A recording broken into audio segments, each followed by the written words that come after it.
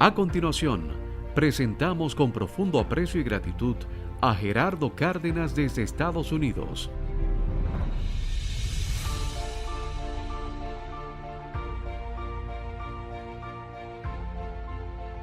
El reto de entender el propósito.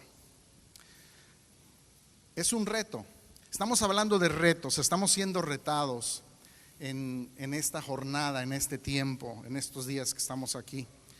Y es muy importante que podamos entender cuál es el propósito, cuál es el objetivo, para qué estamos aquí en la tierra, para qué hacemos esto que se llama iglesia, cuál es nuestra función aquí. Necesitamos redefinir términos y conceptos. Requerimos de un entendimiento más claro de nuestra función como eclesía y de la salvación, de varios conceptos de lo que es el reino de Dios, de lo que es la gracia, todas estas cosas que realmente deben ser redefinidas a partir de la luz que nos ha traído el saber que somos una generación afortunada. Vean ustedes, esta es la única generación históricamente, la única en toda la historia, que ha tenido las herramientas para escudriñar las escrituras que ninguna otra generación tuvo en el pasado. Ninguna otra. Somos la única generación que se nos ha dado la herramienta para poder redefinir cosas que por falta de entendimiento, por falta de herramientas, no se tuvo. Vean, tenemos menos de 100 años como iglesia, que de forma general la iglesia en el mundo pueden los creyentes tener el libro. Menos de 100 años que los hijos de Dios pueden personalmente tener el libro. Tenemos menos de 20 años con herramientas que nos dan acceso a poder tener un conocimiento más preciso de los términos originales de las palabras escritas. Menos de 20 años. El resultado natural de algo así es que debería de existir una mayor claridad de conceptos. Y hoy precisamente por eso quiero hablar de redefinir y de entender este concepto del propósito eterno, de los términos que deberían de ser entendidos correctamente como iglesia, como pecado, salvación, gracia, reino de Dios, la obra de la cruz, entre muchos otros conceptos que deben ser redefinidos a través de la luz de la cual ahora disponemos. En muchos sentidos, la iglesia ha sido inoperante y ha perdido su valor y ha perdido su influencia en la sociedad. La iglesia en siglos anteriores tuvo mayor influencia que la iglesia contemporánea. Es increíble, hemos perdido influencia en el mundo. Hemos delegado funciones a otros. Y en el huerto original, en el huerto, Dios le dio a Adán una función. Y me temo que así como Adán en el huerto terminó perdido en una actividad que no era la actividad para la cual fue creado, la iglesia está entretenida en cosas para las que Dios no nos creó. Y nos hemos perdido en el huerto igualito que Adán. En el huerto es lo que pasó, Adán se perdió. Y fue en el sitio donde Dios le puso, en el lugar donde él debería de ejercer una función de fructificar, de sojuzgar, de señorear. Pero él nunca entendió que eso no se podía llevar a cabo si no daba con el objetivo para lo cual fue creado y se perdió? Y también la iglesia, creo que en este tiempo está comprendiendo esto del señorío, esto del sojuzgar, esto del reino, pero me temo que hemos perdido, así como Adán, lo más importante, el objetivo. El objetivo no era ese. Entonces, Adán se pierde, pero no se pierde porque comió del árbol del conocimiento del bien y del mal. Repito, Adán no se perdió por no comer del árbol del conocimiento del bien y del mal. Adán se perdió por haber pecado. Y dices, espérate, ¿cómo está eso? Bueno, pecado significa errar al blanco, no dar con el objetivo. Y había un objetivo en el huerto. El objetivo en el huerto estaba en el centro. Se llamaba el árbol de la vida. Su objetivo era dar con el árbol y participar del árbol, comer del árbol de la vida. ¿Para qué puso allí Dios entonces también un árbol que si comía de ese fruto, se moría? Bueno, entendamos, redefinamos a la luz del entendimiento de lo que ahora tenemos como herramientas. Ninguno de estos dos pueden ser árboles naturales, sino que esto es una figura y sombra, ya que ningún árbol puede producir muerte en el espíritu. Mateo 15:10. Llamando junto a él, si ponemos el pasaje, llamando junto a él a la multitud, Jesús les dijo: oigan y entiendan. ¿Qué les dijo? Oigan y entiendan. No es lo que entra en la boca lo que contamina al hombre, sino lo que sale de la boca. Y qué bueno que lo dijo Jesús, para que luego no digan que yo lo dije. Eso es lo que contamina al hombre. No es lo que entra en la boca, sino lo que sale de la boca. Entonces, acercándose los discípulos, le dijeron: ¿sabes que los fariseos se escandalizaron cuando oyeron tus palabras? Bueno, Jesús dijo algo que es una gran verdad, una verdad eterna. Nada que entra por la boca es lo que puede contaminar al hombre. No hay algo que el hombre pueda comer que le produzca muerte espiritual. Tú puedes comerte algo envenenado y te mueres físicamente, pero la muerte de Adán no fue muerte física. No se comió una manzana envenenada.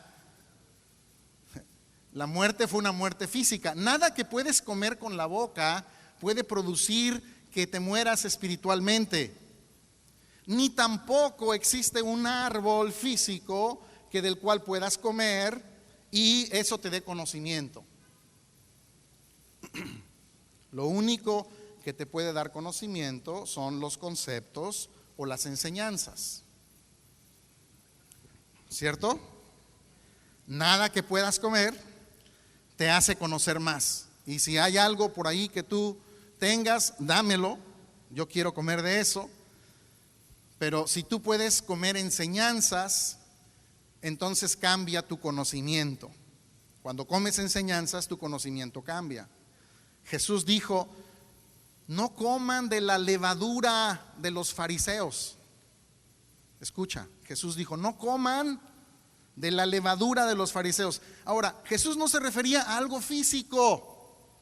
No diga: ay, no coman de ese pan, está contaminado. No, se refería: no coman de las enseñanzas, porque si comes de esas enseñanzas, eso te contamina, eso te afecta. O sea, Jesús les estaba diciendo: no te alimentes de las enseñanzas de ellos. Entonces, lo que Dios le dijo a Adán es: no comas no recibas los conceptos del bien y del mal, porque te van a producir muerte. ¿De dónde proviene todo concepto de bien y del mal? ¿De dónde proviene? Todo concepto de bien y mal siempre proviene de una ley o de una regla de valores. El día que tú te alimentas de eso, entonces cambia tus conceptos. Ve lo que dice Pablo en Romanos 7:7. No sé si lo tenemos por allí. Romanos 7:7. Dice: ¿qué diremos entonces? ¿Es pecado la ley? Y es de lo que estoy hablando. Entonces, ¿es pecado la ley? De ningún modo. Al contrario, yo no hubiera llegado a conocer el pecado si no hubiera sido por medio ¿de qué? De la ley. Porque yo no hubiera sabido lo que es la codicia si la ley no hubiera dicho: no codiciarás. Pero el pecado, aprovechándose del mandamiento, produjo en mí toda clase de codicia. Porque aparte de la ley, el pecado está ¿qué? ¿Está qué? Muerto. Aparte de la ley, si tú apartas de la ley, el pecado está muerto. En un tiempo, allá en el huerto, en un tiempo, se vivía sin ley. Pero al venir el mandamiento, el pecado revivió y yo morí. Y este mandamiento que era para vida, a mí me resultó para muerte, porque el pecado, aprovechándose del mandamiento, me engañó y por medio de él me mató. El pecado, el famoso pecado de Adán. ¿Cómo lo conoció? ¿Cómo conoció Adán el pecado? Bueno, lo que Pablo enseña es que no hay pecado sin ley. El pecado sin ley está muerto. Pablo dice: yo morí. ¿Cuándo murió? Al venir el mandamiento de una ley. El pecado me engañó. Eva fue engañada. Adán murió por un concepto, por un conocimiento, por un entendimiento de bien y mal. Antes de comer o participar de ese conocimiento, ellos ya estaban desnudos, ¿cierto? Ya estaban desnudos, pero no tenían condenación. No había un concepto de valores que les dijera: es malo que estés delante de tu esposo o delante de tu esposa desnudo. Es malo que te vea tu pareja en pelotas. No había nada así, nada. Entonces ahora el mismo hecho, lo mismo que antes era natural y que no se veía como algo pecaminoso ni como algo malo, ahora les causaba, ahora tenían una conciencia culpable. Ya no se veía con naturalidad. Entonces hubo un concepto que cambió, pero eso no es lo más importante, porque lo más importante no es de lo que ellos participaron, sino que se perdió Adán del objetivo principal. El objetivo principal era que él hubiera dado con el árbol de la vida. Y desde Génesis vemos un árbol de la vida, y la historia en Apocalipsis termina con un árbol de la vida. Apocalipsis 2:7 dice: el que tiene oído. ¿Cuántos tienen oído? El que tiene oído, oiga lo que el Espíritu dice a las iglesias. Al que venciere, le daré a comer del árbol de la vida. Pensé que ya no existía. Pensé que eso fue algo de Adán. Que está, el cual está, ¿en dónde está? En medio del paraíso de Dios. Mira, si hoy escuchas la voz de Dios, esto lo está diciendo no a los que no conocen nada de Dios. ¿A quién le está hablando? ¿A quién? A ver, déjame ver si leo bien. Es que ya no está. ¿Ya está? El que tiene oído, oiga lo que el Espíritu dice a quién. ¿A quién le está hablando? Ajá. Entonces no le está hablando a los que no conocen de Dios.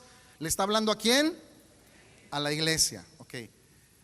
La iglesia que tenga oído, entonces, si escuchas la voz, dice al que venza, o sea, al que dé con el objetivo, al que dé en el blanco, al que cumpla el propósito, le voy a dar lo que Adán no pudo comer, que es Cristo, que está todavía en el mismo sitio. Nunca se fue el árbol del mismo lugar. ¿Dónde está?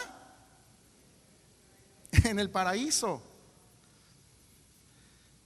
Nunca se fue, porque el árbol no es un árbol, el paraíso no es un jardín, y la naturaleza y el espíritu de Adán y del legalismo siguen llevando a la gente a comer del mismo legalismo y nunca participan del pan que descendió del cielo, y siguen entretenidos en definir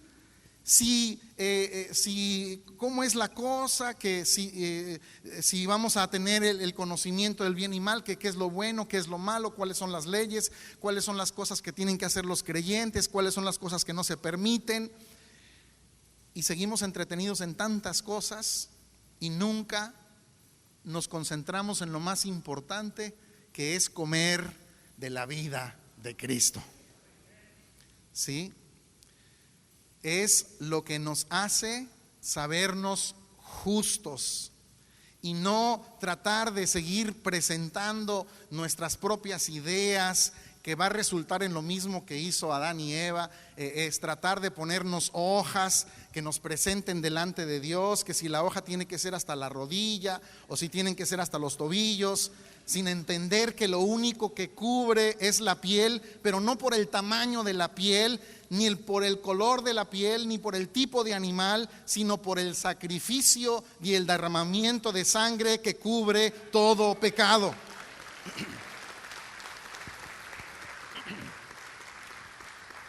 Ese árbol, ¿dónde está? En medio del paraíso. Adán, ¿dónde estaba el árbol de la vida? En medio. Adán nunca dio con ese árbol, nunca comió del árbol. ¿Y sabes qué? El árbol sigue estando en medio del paraíso y mucha gente todavía no lo ve. Sigue comiendo del árbol del conocimiento del bien y del mal, estableciendo leyes y conceptos y preceptos humanos, y se olvidan de lo más importante, que es comer de la vida. Poner sus ojos en Cristo. Nuestros ojos tienen que estar en el autor y el consumador de nuestra fe. Apocalipsis 22:2.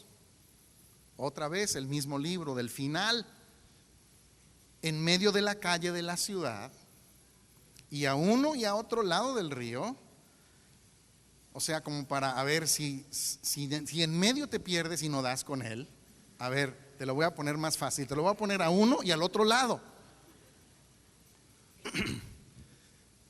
Estaba el árbol de la vida, que produce 12 frutos, dando cada mes su fruto, y las hojas del árbol eran para la sanidad de las naciones. Primero dice en medio de la calle.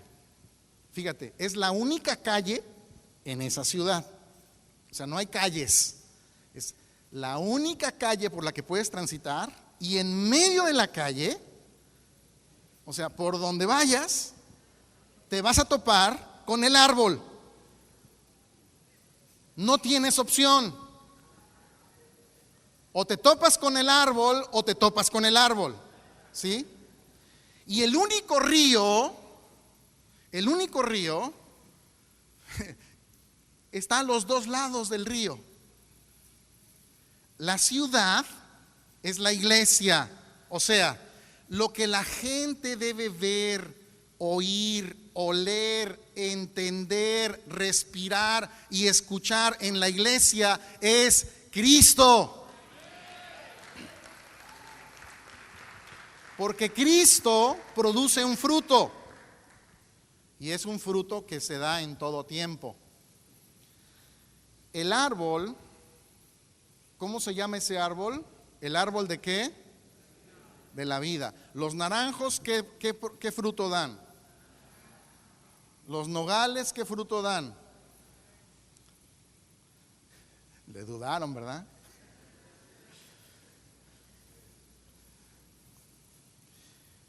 El árbol de la vida produce un fruto. El fruto es vida. Jesús dijo: yo soy el camino, la verdad y el árbol y la vida. Las hojas del árbol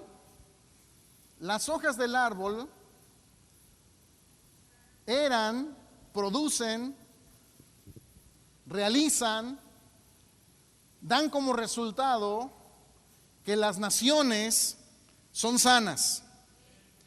Y las hojas son los pámpanos pegados a la vid, que somos nosotros, que estamos aquí no para ver quién canta los mejores coritos de la ciudad, ni quién construye el edificio más grande.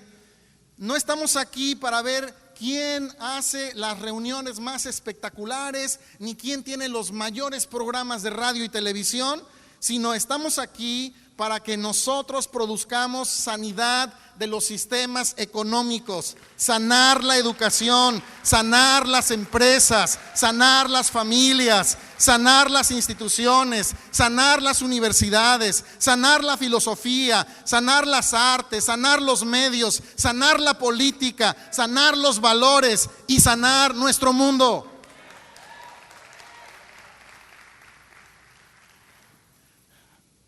Eso redefine todo lo que hacemos. Nuestra función no es vamos a juntarnos para ver cómo hacemos el culto más maravilloso, sino vamos a ver cómo transformamos la nación. Para eso estamos.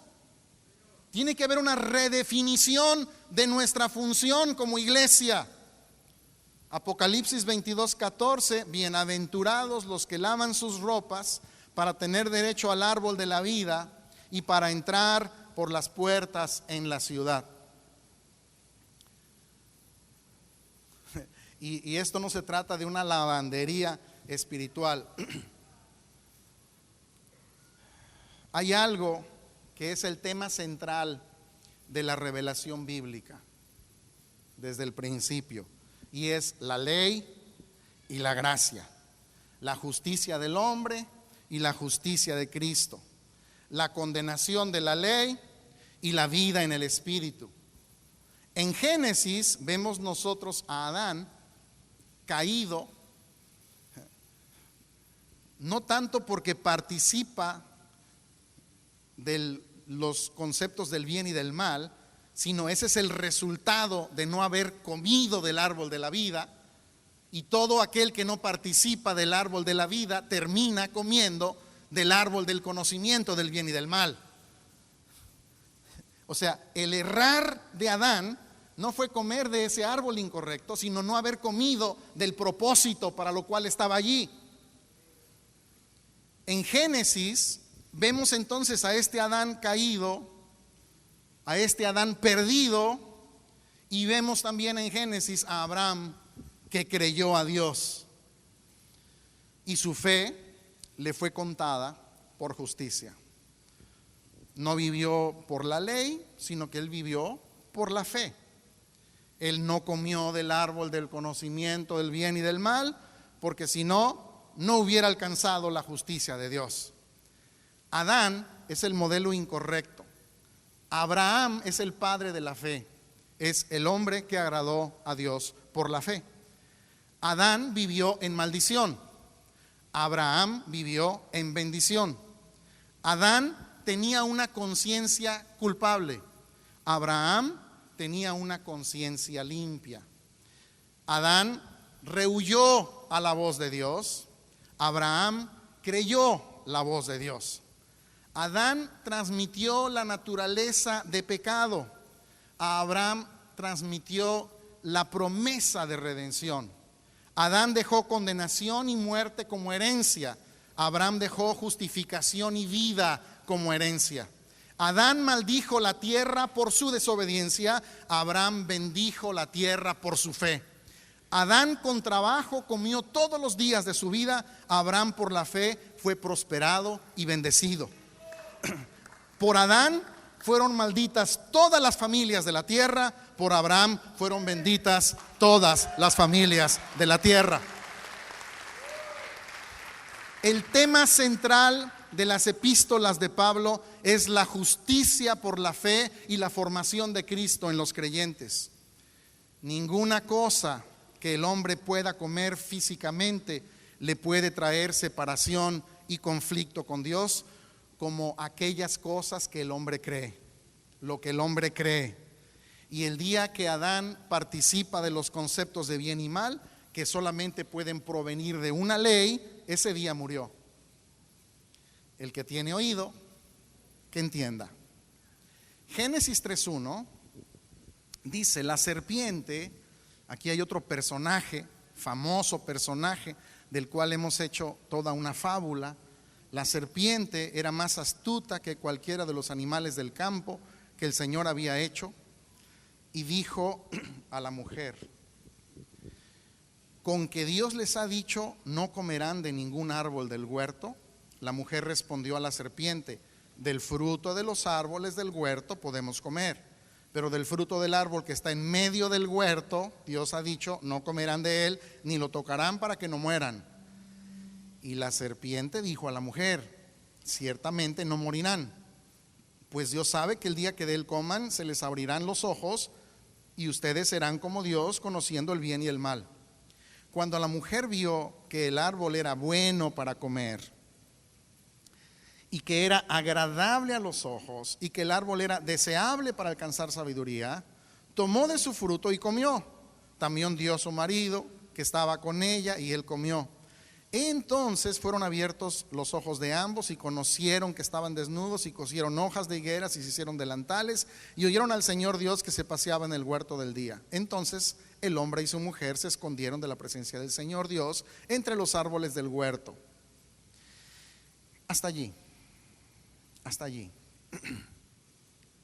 La serpiente, esta famosa serpiente que nos ha dado tanta lata y que comenzó siendo una serpiente y ahora terminó siendo un dragón, Godzilla, versión evangélica.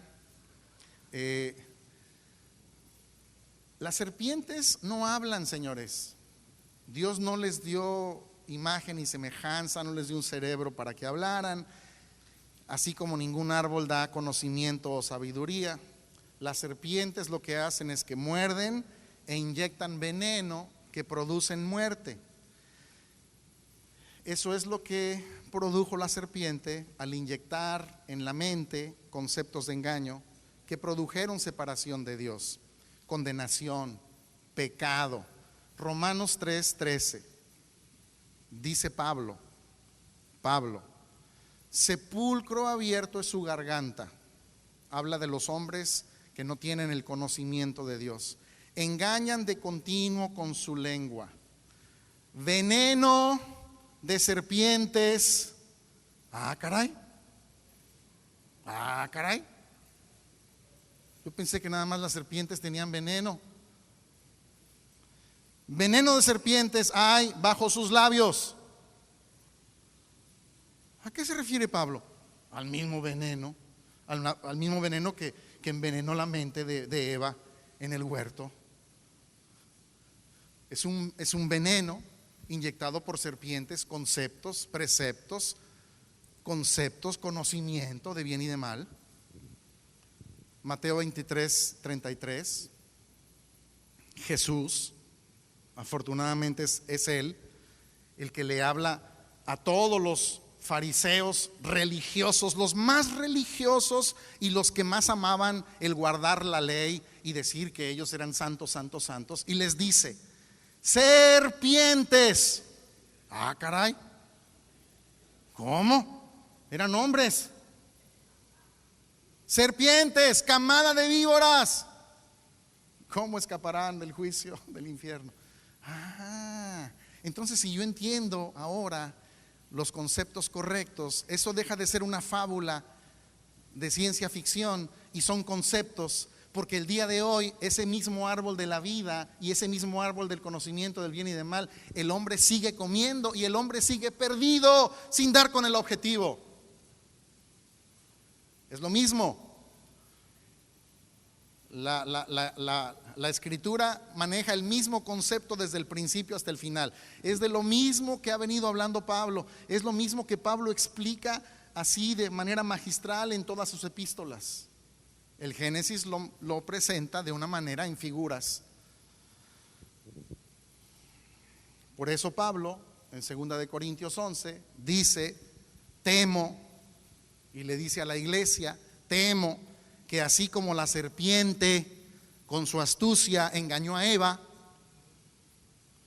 esa misma serpiente los engaña a ustedes en las mentes y sean desviados. Es la misma serpiente, es el mismo concepto, es el mismo veneno. Señores, no es una serpientita que habló, es aquí, es la misma serpiente que le habla el día de hoy a los hombres y los sigue engañando. Porque si alguien viene y predica a otro Jesús a quien no hemos predicado, o recibe un espíritu diferente que no han recibido, o aceptan un evangelio distinto que no han aceptado, bien lo toleran. Esa es la serpiente. Es desviarse, es recibir conceptos incorrectos, indebidos, productos de la lengua de los hombres, conceptos humanos que no tienen nada que ver con los propósitos divinos. Y de la misma manera que la religión personal engañó a Eva, la religión que ella tuvo, sus mentes pueden ser desviadas. O sea, no den con el objetivo, porque aquí ¿qué dice Pablo? ¿Cuál es el objetivo? ¿Sean desviadas de qué? En el caso del huerto era de ser desviados del árbol de la vida. Dice que sean desviadas de la sencillez y pureza de la devoción a Cristo. O sea, que la misma serpiente te va a engañar para que también te pierdas y no participes del árbol de la vida. No comas del pan de vida. Jesús dijo: yo soy el pan que si tú lo comes, no está hablando de algo literal, señores, está hablando de estos conceptos de participar de él. De participar de la vida, de recibir la esencia de él. El resultado, entonces, sigue siendo el mismo caos. Tenemos los mismos conflictos. La iglesia sigue entretenida en los mismos conceptos de bien y mal y no damos con el objetivo principal. Y nos entretenemos en tantas cosas, que si esto es bueno, que si esto no es así. Juzgamos al otro porque bautiza de esta manera, con el agua tibia, con el agua fría, que si el agua tiene que ser corriente, que si tiene que ser así, que si la Santa Cena, que si el panecito tiene que ser redondo, que si puede ser cuadrado, que si puedes tener alcohol, o que si es jugo de uva, y que si es de Jerusalén, o sea, tanta cosa. Y participamos de las galletitas y de la copita, y lo más importante es comer de él. De nada sirve si no comemos de él. Es participar de la vida, es recibir la esencia, para lo cual nosotros fuimos adquiridos. Es tener la vida de la eclesía, es producir de la vida que recibimos de él, el fruto de la vida que va a dar como resultado que nuestras naciones sean sanadas. Queremos nosotros y pedimos un avivamiento. ¿Cuánto se habla? Señor, trae un avivamiento. Dios, avívanos. No, lo que se requiere es una reforma en nuestra mente, para que entendamos lo que tenemos, para que sepamos nuestra función, para que sepamos la supereminente grandeza de ese poder que ya radica en nosotros y que puede y que debe transformar nuestro mundo, pero que no lo utilizamos únicamente para hacer cultos gloriosos. Y esa no es nuestra función.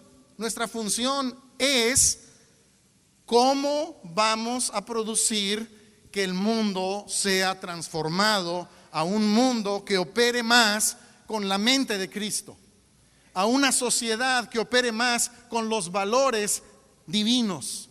¿Cómo vamos nosotros a tener gente que pueda ser habilitada, capacitada, jóvenes que desde niños comiencen a entender cuál es el propósito para lo cual fueron ellos creados en Dios, y que ellos puedan entender que su función no es hacer un tiempo de cantar Padre? No.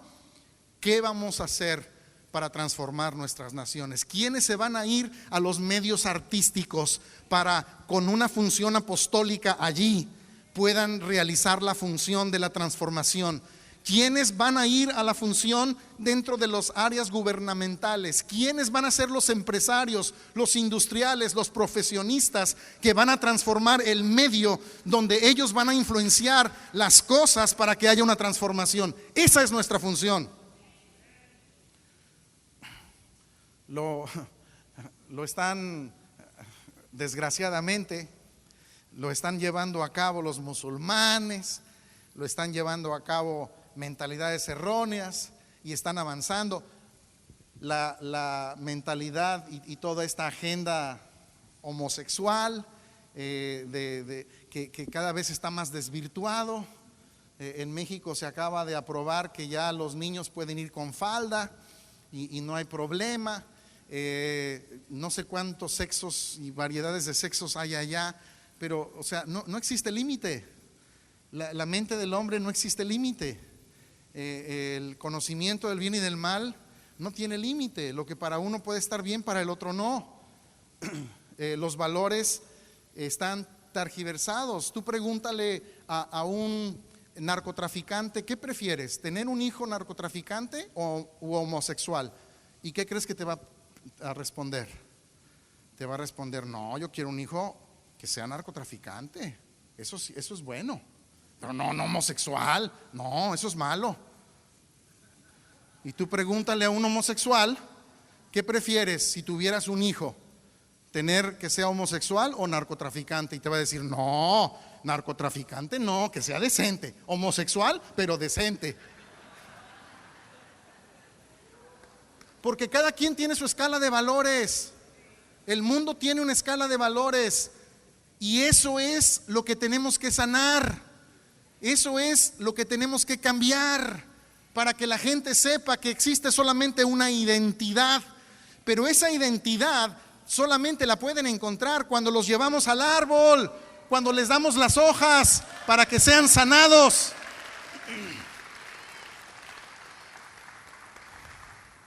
Porque de otra manera vamos a hacer actividades y actividades que no van a producir las cosas a las que la iglesia ha sido llamada.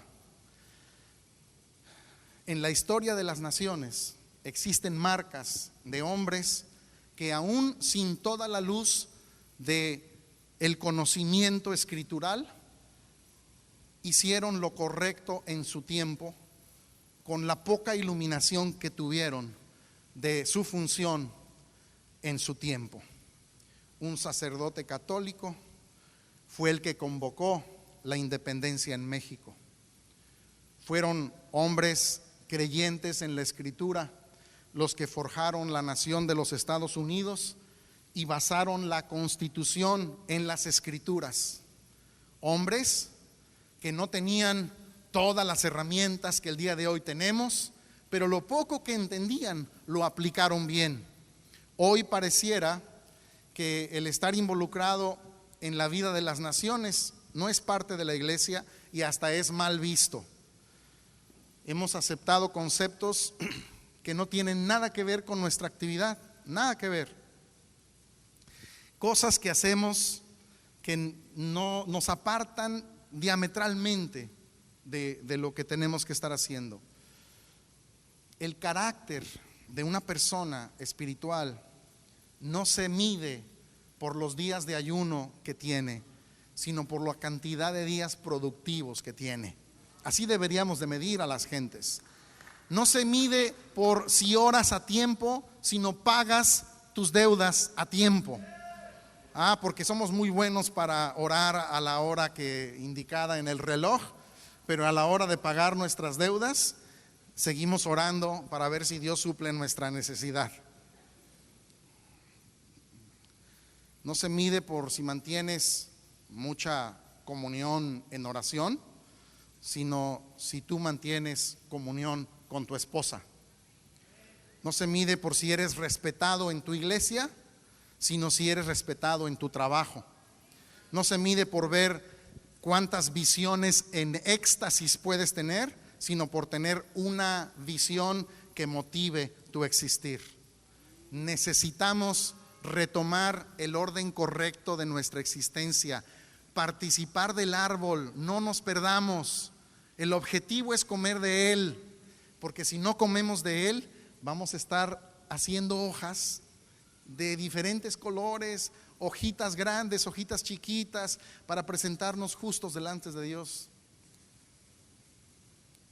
Comamos de la vida, como nos enseñaba y nos hablaba Arnold esta mañana. Participemos de la vida de Él, crezcamos en las dimensiones de Cristo y hagamos la función de sanar estas naciones que están gimiendo por la manifestación tuya en esta tierra donde estás. Padre, te doy gracias por cada persona aquí presente.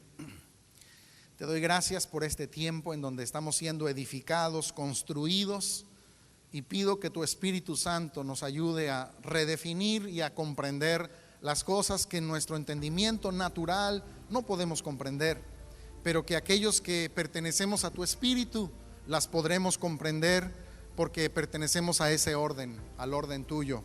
Hemos sido marcados, predestinados, hemos sido escogidos para esta salvación y sabemos, Señor, que esta iglesia gloriosa, sin mancha y sin arruga, lo será tal como la has descrito, porque tú llamas las cosas que no son como si fueran, y nosotros entendemos que se está levantando una generación profética, una generación que entiende cuál es su misión en esta tierra.